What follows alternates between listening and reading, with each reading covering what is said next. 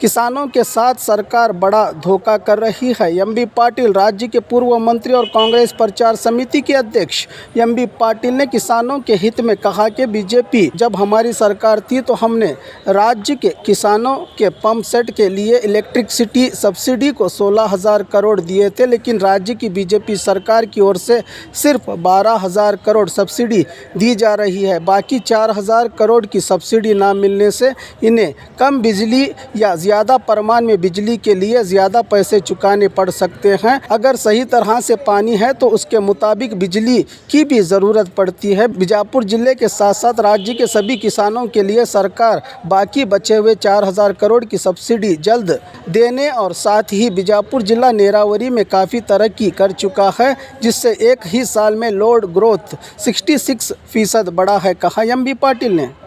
कर्नाटक राज्यದಲ್ಲಿ ರೈತರ ನೀರಾವರಿ ಪಂಪ್ ಸೆಟ್ಗಳಿಗೆ ಬೇಕಾಗಿರುವಂತ ವಿದ್ಯುತ್ ಶಕ್ತಿ ಸಹಾಯಧನ ನಮ್ಮ ಸ್ಟೇಟ್ ದಿಂದ ಏನು ಸಹಾಯಧನ ಕೊಡ್ತೀವಿ, ಅದು 16,000 ಕೋಟಿ ಅಂದಾಜು.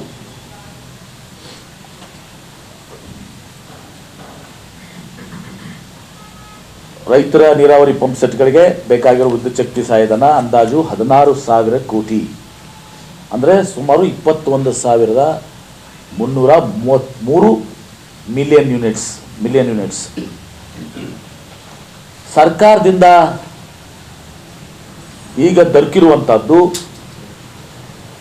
12,000 ಕೋಟಿ, ಅಂದರೆ 16,000 ಮಿಲಿಯನ್ ಯೂನಿಟ್ಸ್ಗೆ ಆಗ್ತದೆ.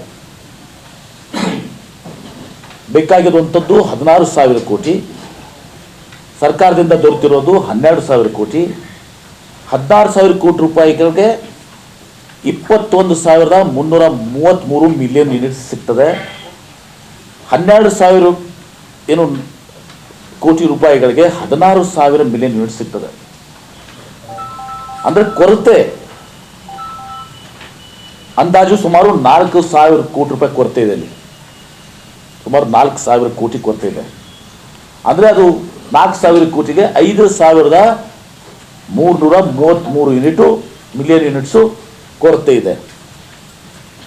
ಕೊರತೆ ಸುಮಾರು 4,000 ಕೋಟಿ, 5,333 ಮಿಲಿಯನ್ ಯೂನಿಟ್ಸ್. ಇದನ್ನು ಕೊಡ್ತೀನಿ ನಾನು ನಿಮಗೆ. ಈಗ ನಮ್ಮ ಈ ಭಾಗ ಏನು ಹುಬ್ಳಿ ಹೆಸ್ಕಾಂ ವ್ಯಾಪ್ತಿಗೆ ಬೇಕಾಗಿರುವಂಥದ್ದು ಅಂದಾಜು 6,400 ಮಿಲಿಯನ್ ಯೂನಿಟ್ಸು. ಹೆಸ್ಕಾಂ ವ್ಯಾಪ್ತಿಗೆ ಬೇಕಾಗಿರುವಂಥದ್ದು ಅಂದಾಜು 6,400 ಮಿಲಿಯನ್ ಯೂನಿಟ್ಸ್. ಹಂಚಿಕೆಯಾಗಿರುವಂಥದ್ದು 5,500 ಮಿಲಿಯನ್ ಯೂನಿಟ್ಸ್. 6,400 ಮಿಲಿಯನ್ ಯೂನಿಟ್ಸ್ ಬೇಕು, ಹಂಚಿಕೆ ಆಗಿರೋದು 5,500 ಮಿಲಿಯನ್ ಯೂನಿಟ್ಸ್. ಅಂದರೆ ವಿದ್ಯುತ್ ಕೊರತೆ ಸುಮಾರು 900 ಮಿಲಿಯನ್ ಯೂನಿಟ್ಸ್ ಕೊರತೆ ಇದೆ. ಅಂದಾಜು 1,000 ಮಿಲಿಯನ್ ಯೂನಿಟ್ಸ್ ಅಂತ ಕೊಡಿ. ಇದು ಹೆಸ್ಕಾಂ ಹೇಳ್ತಾ ಇದ್ದೀನಿ ನಾನು, ಸಮಗ್ರ ಹೆಸ್ಕಾಂದು. ರಾಜ್ಯದ ಹೇಳಿದಿರಿ, ಹೆಸ್ಕಾಂದು ಹೇಳಿದಿರಿ. ಈಗ ನಮ್ಮ ವಿಜಯಪುರ ಜಿಲ್ಲೆಯಲ್ಲಿ ಏಪ್ರಿಲ್ 2022ರಿಂದ ಜುಲೈ 2022ರವರೆಗೆ ಹಂಚಿಕೆ ಆಗಿರುವಂತಹ ವಿದ್ಯುತ್ ಶಕ್ತಿ ಪ್ರಮಾಣ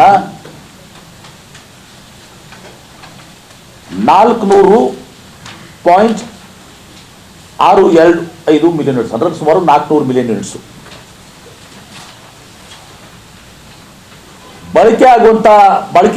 ಈಗಾಗಲೇ ನಾವು ಬಳಕೆ ಏನು ಮಾಡಿದ್ದೀವಿ ಅದು 512.686 ಮಿಲಿಯನ್ ಯೂನಿಟ್ಸ್. ಅಂದರೆ 400 ಮಿಲಿಯನ್ ಯೂನಿಟ್ ನಮಗೆ ಹಂಚಿಕೆ ಆಗಿದೆ. ಬಳಕೆ ಆಗಿರುವಂತಹದ್ದು 512 ಮಿಲಿಯನ್ ಯೂನಿಟ್ಸ್. ಹಂಚಿಕೆಗಿಂತ ಬಳಕೆ ಆಗುವಂಥ ವಿದ್ಯುತ್ ಶಕ್ತಿ ಪ್ರಮಾಣ ಅದು ಎಷ್ಟಂದ್ರೆ 111 ಮಿಲಿಯನ್ ಯೂನಿಟ್ಸ್ ಅಂತ ತಗೊಳ್ಳಿ. ರೌಂಡ್ ಅಪ್ನಲ್ಲಿ ನೀವು ಬರ್ಕೊಳ್ಳುವಾಗ ಅದನ್ನು ನೋಟ್ನಲ್ಲಿ ತಗೊಳ್ಳಿ. 111 ಮಿಲಿಯನ್ ಯೂನಿಟ್ಸ್. ನಾವು ನಮ್ಮ ಸರ್ಕಾರ ಇದ್ದಾಗ ರೈತರ ಪಂಪ್ ಸೆಟ್ಗೆ ಏನು ವಿದ್ಯುತ್ ಶಕ್ತಿಯವರು ಉಪಯೋಗ ಮಾಡ್ತಾ ಇದ್ರು. ನಮ್ಮ ಸರ್ಕಾರ, ಸಿದ್ದರಾಮಯ್ಯನವ್ರ ಸರ್ಕಾರ 2013-18 ನಾವೇನಿದ್ದೀವಿ ಆ ಸಂದರ್ಭದಲ್ಲಿ ರೈತರ ಏನು ಪಂಪ್ ಸೆಟ್ಸ್ ಇದಾವೆ ಅದಕ್ಕೆ ಏನು ಅವರು ವಿದ್ಯುತ್ ಶಕ್ತಿಯನ್ನ ರೈತರು ಬಳಕೆ ಮಾಡ್ತಾರೆ ಅದೆಲ್ಲವನ್ನ ಕೂಡ ನಾವು ಅನುದಾನ ಒದಗಿಸಿ ಬಿಲ್ ಅನ್ನ ಪಾವತಿಸ್ತಾ ಇದ್ದೀವಿ.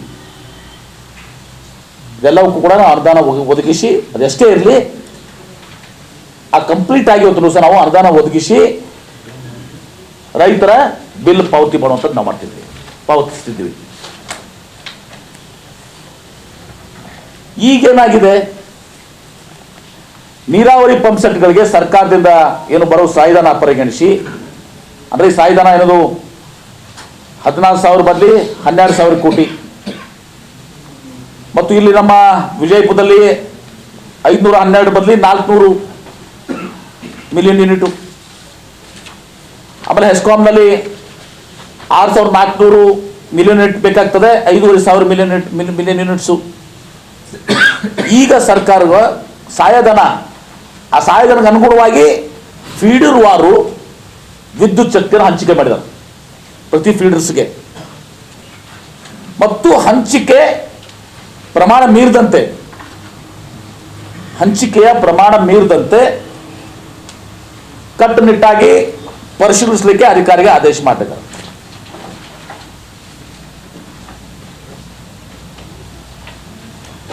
ಅದಲ್ಲದೆ ಹಂಚಿಕೆಗಿಂತ ಹೆಚ್ಚುವರಿಯಾದಂಥ ಬಳಕೆಯ ಪ್ರಮಾಣ, ಹಂಚಿಕೆಗಿಂತ ಹೆಚ್ಚುವರಿಯಾಗಿರುವಂಥ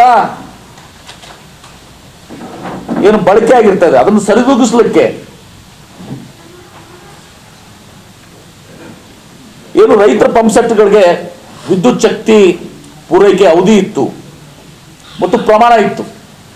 ಅವಧಿ ಮತ್ತು ಪ್ರಮಾಣ ಎರಡನ್ನೂ ಕೂಡ ಕಡಿತಗೊಳಿಸುವ ಕ್ರಮಗಳನ್ನ ತೆಗೆದುಕೊಳ್ತಾ ಇದ್ದಾರೆ, ಕೈಗೆತ್ತಿಕೊಳ್ಳಲಾಗುತ್ತಿದೆ. ಪ್ರಥಮವಾಗಿ ಸಾಯಂಕಾಲ 6ರಿಂದ 10 ಗಂಟೆ ಅವಧಿಯಲ್ಲಿ,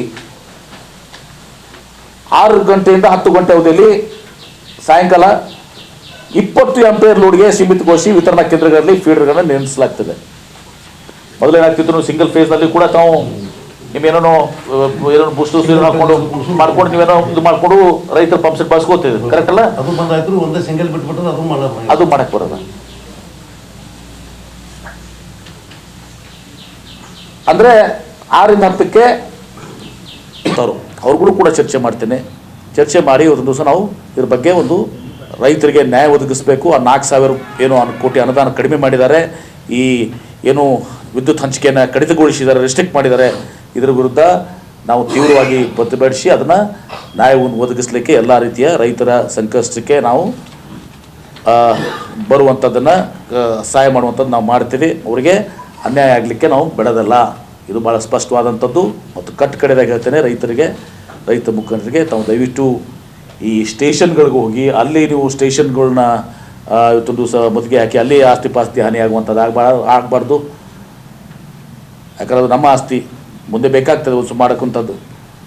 ಮತ್ತು ಮುಂದೆ ಅಲ್ಲಿಯ ಸಿಬ್ಬಂದಿಗಳಿಗೆ, ಅವರು ಪಾಪ ನಿರಪರಾಧಿಗಳು, ಅವ್ರೇನು ಮಾಡ್ತಾರೆ? ಸರ್ಕಾರ ಅನುದಾನ ಕೊಟ್ಟಿಲ್ಲ, ಸರ್ಕಾರ ಫಿಕ್ಸ್ ಮಾಡಿದ್ಮೇಲೆ ಸರ್ಕಾರ ಆದೇಶವನ್ನು ಅವರು ಪಾಲಿಸ್ಬೇಕಾಗ್ತದೆ. ಸೊ ಅವ್ರ ಮೇಲೆ ಇವತ್ತೊಂದು ದಿವಸ ನಿಮ್ಮ ಆಕ್ರೋಶವನ್ನು ಇದು ಮಾಡಬೇಡ್ರಿ. ಅವ್ರ ಮೇಲೆ ಇವತ್ತು ಯಾವುದೇ ಅಹಿತಕರ ಅಂಥ ಘಟನೆಗಳು ಇವತ್ತೊಂದು ದಿವಸ ಆಗಬಾರ್ದು. ಅವರು ಇದರಲ್ಲಿ ತಪ್ಪಿಸ್ತರು ಸರ್ಕಾರ. ಇನ್ನೊಂದು ಅಷ್ಟೇ ಅಲ್ಲ, ನಾನು ಹೇಳಿದೆ ಸುಮ್ಮನೆ ಈಗ ನಮ್ಮದೇ ಮತಕ್ಷೇತ್ರ ತಗೊಳ್ರಿ. ನಾವು ಟಕ್ಕಳಿಕೆ ಹಿಂದೆ ದೇವರಿಗೆ ಅನ್ನೋರು, ಹಿಂದೆ ನಿಮ್ಮ ಅಲ್ಲಿ ನಂದಿ ಶುಗರ್ ಫ್ಯಾಕ್ಟ್ರಿ ಇದರಲ್ಲಿ ಅಲ್ಲಿ 100 ಸ್ಟೇಷನ್ಸ್ ಅಲ್ಲದೆ ಈಗ ಕಂಬಾಗಿ, ಹೊನವಾಡ, ಬೆಳ್ಳುಬ್ಬಿ, ಕಾಕಂಡ್ಕಿ, ಕನ್ನಂಬಡಿ, ನಿಡೋಣಿ, ಸಾರವಾಡ, ಕಾರಜೋಳ ಮತ್ತು ಹೇಗುಣಶಿ, ಹೆಬ್ಬಾಟಿ, ಚಿಟ್ಟಂಗ್ಯ, ತಾಜ್ಪುರ್ ಎಚ್ ಮತ್ತು ವಿಜಯಪುರ ರೋಡ್, ವಿಜಯಪುರಕ್ಕೆ ಸೀಮಿತಗೊಳಿಸಲಿಕ್ಕೆ ಒಂದು ದಿವಸ ನಾವು ಕತಿಜಾಪುರ್ನಲ್ಲಿ ಎಲ್ಲ 103 ಸ್ಟೇಷನ್ಸ್ ಒಂದು ವಿವಿಧ ಹಂತಕ್ಕೆ ಮಾಡಿ ಕೈಗೊಂಡಿದ್ದೀವಿ ನಮ್ಮ ಮತಕ್ಷೇತ್ರದಲ್ಲಿ. ಯಾಕೆ ನೀರಿನ ಜೊತೆಗೆ ವಿದ್ಯುತ್ ಶಕ್ತಿ ಇದು ಆಗಬೇಕು ಅಂಥೇಳಿ ನಾನು ಭಾಗದ ಶಾಸಕನಾಗಿ, ಹಿಂದೆ ಜಿಲ್ಲಾ ಉಸ್ತುವಾರಿ ಸಚಿವನಾಗಿ, ಗೃಹ ಸಚಿವನಾಗಿದ್ದಾಗ ಕೂಡ ನಾವು ಕುಮ್ಮಕ್ಕಿಕೊಂಡಿದ್ದೀವಿ. ಬಬಲೇಶ್ವರ, ಮಮದಾಪುರ ಮತ್ತು ತಿಕೋಟದಾಗ 2 × 10 MVA 10 MVA ಇತ್ತು, ಈಗ 2 × 20 MVA ಅಂತ ಹಾಕ್ಸಿದ್ದೀವಿ. ಮತ್ತು ಬಬಲೇಶ್ವರ ತಾಲೂಕು ವ್ಯಾಪ್ತಿಗೆ ಬರುವಂಥ ನೀರಾವರಿ ಸೌಲಭ್ಯದ ಓವರ್ಲೋಡ್ ಫೀಡರ್ ಸಲುವಾಗಿ ನಾವು 200 ಕಿಲೋಮೀಟರ್ ಅಷ್ಟು 100 KV ಲೈನನ್ನು 30 ಹೊಸ ಫೀಡರ್ನ ಹಾಕಿದ್ದೀವಿ ನಮ್ಮ ಮತಕ್ಷೇತ್ರದಲ್ಲಿ. ಈ ಭಾಗ ಶಾಸಕನಾಗ 100 ತಿಕ್ಕೋಟದಲ್ಲಿ ಕೂಡ ನಾವು ಅನೇಕ ಫೀಡರ್ಸನ್ನು ಇಂಟ್ರೊಡ್ಯೂಸ್ ಮಾಡಿದ್ದೀವಿ. ನಾನು ಶಾಸಕನ, ಯಾಕೆ ನಮ್ಮ ಕರ್ತವ್ಯ ನಾವು ನಿಭಾಯಿಸಬೇಕಲ್ಲ. ಬೇರೆ ನಾವು 5 ವರ್ಷ ಸಚಿವರು ಜಿಲ್ಲಾ ಉಸ್ತುವಾರಿ ಸಚಿವ ಇದ್ದಾಗ ಅಥವಾ ಈಗ ಶಾಸಕರಾಗಿ ಇವತ್ತು ಈಗಾಗಲೇ ಕಂಬಾಗಿ ಪೂರ್ಣಗೊಂಡಿದೆ, ಹೊನವಾಡ್ ಪೂರ್ಣ ಆಗಿದೆ, ಬೆಳ್ಳುಬ್ಬಿ 1 ತಿಂಗಳಲ್ಲಿ ಪೂರ್ಣಗೊಂಡು ಲೋಕಾರ್ಪಣೆ ಮಾಡ್ತಾ ಇದ್ದೀವಿ. ಕಾಕಂಡ್ಕಿ, ಕನ್ನಮಡಿ ಇವತ್ತು ನಿರ್ಮಾಣ ಹಂತ ಆಗಿದ್ದಾವೆ. ನಿಡೋಣಿ ಇವತ್ತು ಟೆಂಡರ್ ಪ್ರಕ್ರಿಯೆಯಲ್ಲಿದೆ. ಮತ್ತು ಟೆಕ್ನಿಕಲ್ ಇದ್ರ ಮುಂದೆ ಇವತ್ತೊಂದು ದಿವಸ ಇವೆಲ್ಲ ಸಾರವಾಡು, ಕಾರಜೋಡು, ಶೇಗುಣಶಿ, ಹೆಬ್ಬಾಟಿ, ಇಟಂಗಿ, ತಾಜ್ಪುರ ಮತ್ತು ಕಚ್ಚಾಪುರ ಇವೆಲ್ಲವೂ ಕೂಡ ಪ್ರಸ್ತಾವನೆ ಇದೆ, ಪರ್ಮಿಷನ್ ಸಿಗ್ತದೆ ನಮಗೆ. ಸೊ ಹೀಗಾಗಿ ಇಷ್ಟೆಲ್ಲ ಇವತ್ತೊಂದು ನಮ್ಮ ಮತಕ್ಷೇತ್ರದಲ್ಲಿ ನಾನು ನೀರಿನ ಜೊತೆಗೆ, ಯಾಕಂದರೆ ಏನಾಗ್ತದೆ, ನೀರಿದ್ದಾಗ ವಿದ್ಯುತ್ ಶಕ್ತಿ ಇರೋಂಗಿಲ್ಲ, ವಿದ್ಯುತ್ ಶಕ್ತಿ ಇದ್ದಾಗ ನೀರು ಇರೋಂಗಿಲ್ಲ. ಇದನ್ನು ನಾವು ಅರಿವಿಟ್ಟುಕೊಂಡೇ ನಾವು ನೀರಾವರಿ ಮಾಡುವಂಥ ಸಂದರ್ಭದಲ್ಲಿ ಈ ಜಿಲ್ಲೆಯಲ್ಲಿ ನಾನು ಮತ್ತು ಅಲ್ಲಿಯ ಸ್ಥಳೀಯ ಶಾಸಕರು ಆ ಕ್ಷೇತ್ರದಲ್ಲಿ ಎಲ್ಲರೂ ಕೂಡ ಕುಟುಂಬ ನಾವು ಇದು ಮಾಡಿಕೊಂಡು ವಿಶೇಷ ನನ್ನ ಮತಕ್ಷೇತ್ರದಲ್ಲೂ ಕೂಡ ಮತ್ತು ನುಡಿದ ಇದರಲ್ಲಿ ಕೂಡ ಕುಟುಂಬ ನಾವು ಆ ಕೆಲಸ ಮಾಡೋಕ್ಕೆ ನಾವು ಇದು ಮಾಡಿದ್ದೀವಿ. ಈಗೇನು ಬೇಡಲ್ಲ ಕಾಪಿ ನಮ್ಮ ಮತಕ್ಷೇತ್ರ ಸಂಬಂಧಿಸಿದ.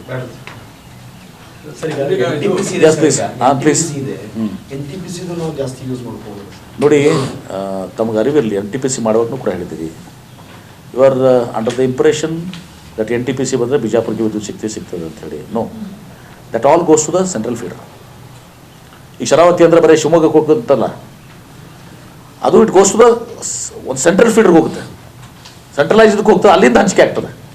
ಅಂದರೆ ಆ ಭಾಗದಾಗ ವಿದ್ಯುತ್ ಶಕ್ತಿ ಸ್ಥಾವರಗಳಿದ್ದು ಯೋಜನೆಗಳಿದ್ರೆ ಶರಾವತಿ ಇದ್ರೆ ಶಿವಮೊಗ್ಗ ತಗೋತಾರೆ, NTPC ಇದ್ರೆ ವಿಜಯಪುರ ತಗೋತಾರೆ, ಹಂಗಿರಂಗಿಲ್ಲ. ಅದು it goes to centralised. Allocation ಮಾಡೋಗಿ ಅದನ್ನು ಮಾಡ್ಕೋಬೇಕಲ್ಲ ಇವರು. ಏನು ಹಾಗೇನಿಲ್ಲ, ಅದಾದ ನೆಕ್ಸ್ಟ್ NTPC ಆ ಥರ ಯಾವುದೂ ಕೂಡ ಇಲ್ಲ. ಬಟ್ ಈಗ ಇದರಲ್ಲಿ ಏನು ದೊಡ್ಡ ವಿಷಯ ಅದ ರೀ ಕಂಪ್ತರು, ನೀವು 111 ಮೆಗಾವಾಟ್ ಕಡಿಮೆ ಮಿಲಿಯನ್ ಯೂನಿಟ್ಸ್ ಕಡಿಮೆ ಕೊಡ್ತಾ ಇದ್ದೀರಿ.